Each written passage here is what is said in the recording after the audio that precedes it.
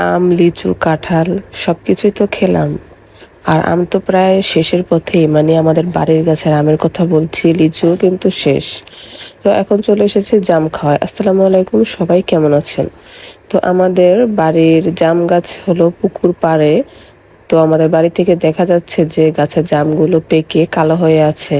তো একজন আবার বলে গিয়েছে যে আমাদের গাছের জামগুলো কালো, একেবারে কালো হয়ে গেছে, কেন আমরা গাছ থেকে পারছি না। তো যখনই আমি আমার যা কানে এই কথাটা শুনলাম, তৎক্ষণাৎ আমরা দৌড়ে চলে গেলাম পুকুর পাড়ে। তো পুকুর পাড়ে গিয়ে দেখি সত্যি আসলেই জামগুলো সব পেকে কালো হয়ে আছে। আর সাথে দেখলাম আমাদের কিন্তু 3টা জাম গাছ, 2টো বড় এবং একটা ছোট। তো বড় দুটোর মধ্যে থেকে একটা জাম গাছ কিন্তু পড়েও গিয়েছে পানিতে। আর সেই পড়া গাছটার মধ্যে প্রচুর পরিমাণে জাম এসেছিল। তো গাছটার দিকে তাকালে আসলে আফসোসই লাগে, কিন্তু আল্লাহর নিয়ামত দেখেন, আল্লাহর খেলা। তো সেই পড়া গাছের জামগুলো কিন্তু আবার পেকে গিয়েছে এবং সে জামগুলো কিন্তু আমরা খেয়েছিও। তো এর পাশে একটা ছোট জাম গাছ ছিল, সে জাম গাছে আমার যা কিন্তু সাথে সাথে উঠে গিয়েছে। সে আবার গাছে উঠতে পারে।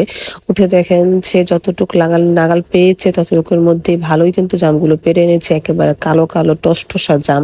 দেখেই তো আমার একেবারে লোভ লাগছে, আমার লোভ সামলাতে পারছি না। তো এরপর আমরা জামগুলো পেরে বাড়িতে চলে এসেছি এবং সবাই মিলে আমরা খুব এনজয় করে খেয়েছি। ভিডিওটা আপনাদের কাছে কেমন লেগেছে অবশ্যই লাইক কমেন্টের মাধ্যমে জানাবেন, এবং একটু ভালো লাগলে অবশ্যই